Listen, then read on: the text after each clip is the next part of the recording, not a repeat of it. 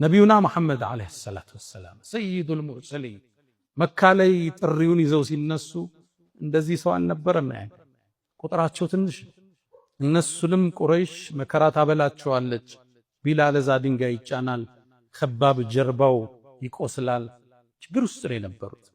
የተወሰነን ሰሃባ ለማዳን ገና በ44 ዓመታቸው በአራተኛው ዓመል ቢዕሳ ከተላኩ 4 ዓመት ወደ ቅድስቲቱ ወደ ውዲቱ ምድር ኢትዮጵያ ከፈለዎች ላኩ ሰሃባዎች። በዚህ ችግር ውስጥ ነው እነ ከባብ ኢብኑ አልአረት ከማ عند البخاري የአላህ መልእክተኛ ችግር ደረሰብን እርዳታ ከአላህ አትጠይቅም ሲሉ ምን ነው ተቻኮላችሁሳ? ከናንተ በፊት የነበሩ ህዝቦች መከራ ያለፈባቸው ተቋቁመዋል ጽንጅ አሏቸው ነብዩ አለይሂ ሰላቱ ወሰላም። ከዛም ከሩቅ ተስፋን ሰጧቸው፣ ከሩቅ እንዲያማትሩ አደረጓቸው። በአላህ ይሁንብኝ አሉ። ይሄ ይዤው የተነሳው ጥሪ ነቢያቶች ሁሉ ያስተማሩት ይሄ ዲን እስልምና ቀንና ምሽት ከደረሰበት ቦታ ይደርሳል። ልብ ብላችኋል። መካ ላይ ገና ህልውና የሌለው ዲን የዓለም ጥግ ይደርሳል፣ ያውም ቀንና ማታ። ገለጻቸውን አያችሁ? ቢኮዝ የዓለማችን አንዳንድ ክፍል ላይ ሌሊት የማይመጣበት ቦታ አለ፣ አንዳንድ ቦታ ላይ ደግሞ ማይመሽ ቦታ አለ። ከዓለማችን የነብዩ ገለጻ ጥልቅ ቀንና ምሽት ከደረሰበት እንዴት አይነት ተስፋ ነው! ምን አይነት ስንቅ ነው ነብዩ አለይሂ ሰላቱ ወሰላም ያዙ። ይሄን ዲን አላህ የድንጋይም ያፈርም ቤት ውስጥ ይከተዋል። ይሄው ዛሬ አርደል ሐበሻ ላይ የሳቸው ተከታይ 70-80 ሚሊዮን ገደማ ደርሷል። አልሐምዱሊላህ ረብል ዓለሚን። ያኔ ያዩት ተስፋ ስንቅ አጸናቸው ሰሃባዎች። ታዲያ የመካም ቆይታቸው ተጠናቆ ወደ መዲና ተሰደዱ። መዲና ላይ እንደደረሱ ቁረይሾቹ የሳቸውን መኖር ስላልፈለጉ ሊያጠፏቸው ዘመቱ። ገዝዋ አልአሕዛብ የምንለው ጭፍሮቹ መጡ። 10,000 ጦር ይዘው ነው የመጡት። ገጠፋኖች፣ ቁረይሾች፣ ከውስጥ ደግሞ የሁዶች። ነቢዩ አለይሂ ሰላቱ ወሰላም ሰራዊታቸው ያኔ 3,000 ብቻ በምን ይቋቋሟቸው? ሰልማን ከፋርስ ሀገር ያመጣውን ጥበብ ነገራቸው። እኛ ጠላት ሲመጣብን ጉድጓድ ቆፍረን እንመክት ነበር። ከመዲና 2 ተራራዎች ሰሜናዊ መዲና በኩል ጉድጓዶችን ቆፈሩ፣ ኸንደቅ ይባላል። ያን ጉድጓድ ቆፍረው ጠላትን መከቱበት። ታዲያ ያኔ በመቆፈር ላይ ያሉ አንድ ትልቅ ቋጥኝ መስመር ዘጋ። ጀግኖቹ ሷሃባዎቹ መቱት፣ ሊፈርስ አልቻለም። የመጨረሻ መመለሻ ወደ ነብዩ አለይሂ ሰላቱ ወሰላም የአላህ መልእክተኛ አንድ ትልቅ ቋጥኝ ዘጋብን፣ ምን እናድርግ አሏቸው። ነብዩ አለይሂ ሰላቱ ወሰላም መጣዋሉ፣ ወረዱ፣ ተቀበሉት። ቢስሚላህ አሉና አንዴ መቱት፣ 1/3ኛው ፈረሰ። ያኔ ከድንጋዩ ስባሪ ውስጥ ብርሃን ወጣ። ተስፋ የሰነቀ ንግግር ሰጥቷቸው አላሁ አክበር አላሁ አክበር አሉ። ኡጢቱ መፋቲሐ ሻም፣ የሻም ሀገርን መፍቻ ቁልፍ አላህ ሰጠኝ። እዚህ ሁኜ ቀያይ ቤተ መንግስቶች አይታዩኛል። ልብ ብላችኋል።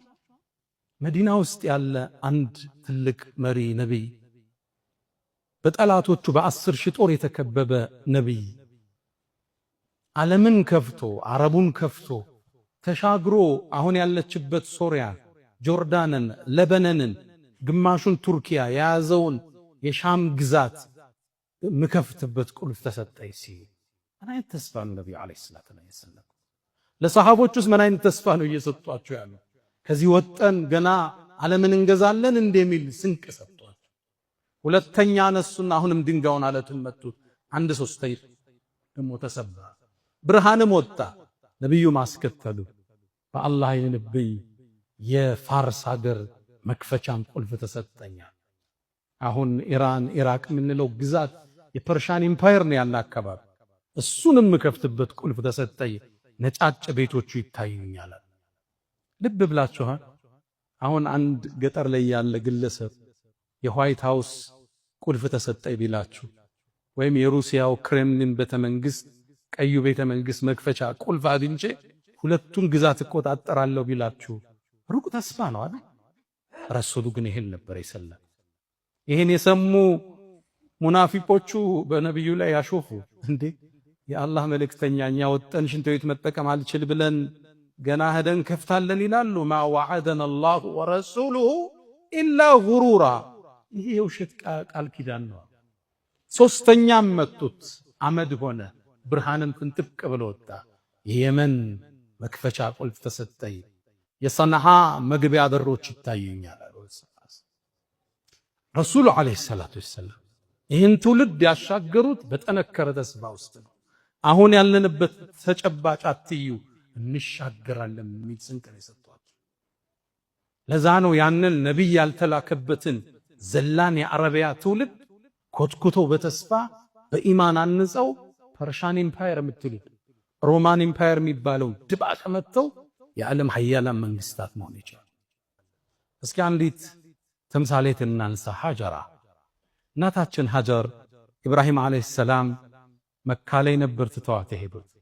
ያኔ መካ እሰቡት ሰው የለም፣ የሚንቀሳቀስ እንስሳ የሌለበት ምድረ በዳ።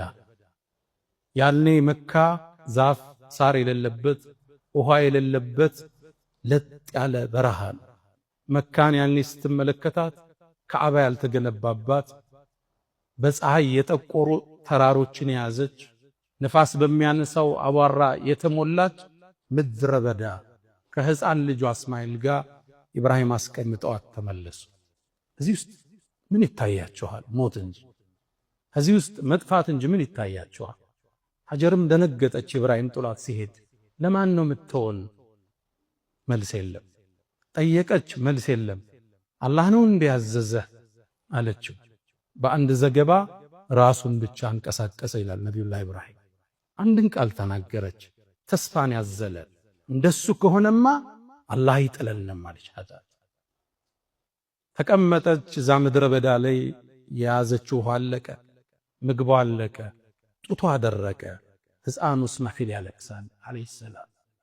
ያኔ ምን ታድርግ? ልጇን ጠቅልላ አስቀምጣ ሰው ባገኝ ረጅ ባገኝ ብላ ሶፋና መርዋ ተራራ ተመላለሰች።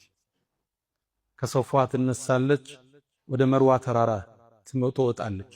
መሃል ላይም ሶምሶማው አለ መሮጡ። እንደገና ትወጣለች፣ 7 ዙር ተስፋ አርጋለች። ሰበብን ግን አልተወች፣ ሩጫውን ሶምሶማውን አልተወች። መጨረሻ ላይ መርዋ ተራራ ስትመለስ ልጇ ጥግ አንድ ፍጡር ቆሟል። ለካ አላህ ጀብራኢል ልኮት ነበር። ሩጣ መጣች ልጇን ልታድን። ማነሻ አንቺ አላት ጅብሪል። ሀጀር ነኝ አላለችው። ምክንያቱም ሀጀር ከሷ ይልቅ ኢብራሂም እንደሚታወቅ በሰማይ ሰዎች ታውቃለች። እኔማ የኢብራሂም የልጁ እናት ነኝ አለች። ኢብራሂም ለማን እዚህ ምድረ በዳ ላይ ተወሽ አላት። ለአላህ ነው ተወኛለች። በርግጥ ለሚበቃሽ ጌታ ነው ተወሽ አላት። አፈሩንም ማሰው ዘምዘም ውሃው ወጣ። ያነ ዘምዘም ውሃ እንዳያልቀባት ዙሚ ዙሚ ዘምዘም የሚለው ቃል ከሱ ነው የመጣ። ገደበች። እሷ ውሃውን እየጠጣች ከርቀት ጁርሁም የሚባል ጎሳ በመካ ጥግ ያልፋ። ውሃ ያለበት ቦታ ላይ ከላይ አሞራዎች አጥለዋል። እዚህ አካባቢ ውሃ አለው ብለው ሲመጡ አንዲት ሴት ከሕፃን ጋር ይሄን ውሃ እንድንጠቀመው ትፈቅጃለሽ አሏት። በሷ ኃላፊነት አላህ ጎረቤት ሰጣት፣ ዘመድ ሰጣት። መካን ቆረቆረች። ባዶ ምድረ በዳ ወና ከሆነ ቦታ ላይ ተስፋ ይታያችኋል?